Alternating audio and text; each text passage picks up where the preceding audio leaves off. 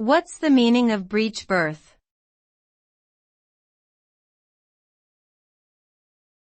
Breech birth.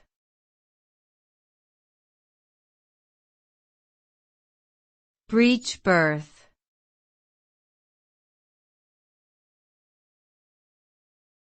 Breech birth.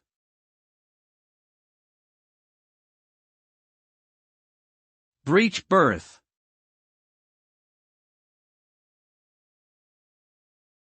A breech birth occurs when a baby is born bottom or feet first instead of head first. This can happen in about 3 to 5% of births. There are different types of breech positions, including complete, incomplete, footling, and kneeling. A breech birth can increase the risk of certain complications, such as cord prolapse, which can lead to oxygen deprivation for the baby, and the need for an emergency cesarean section.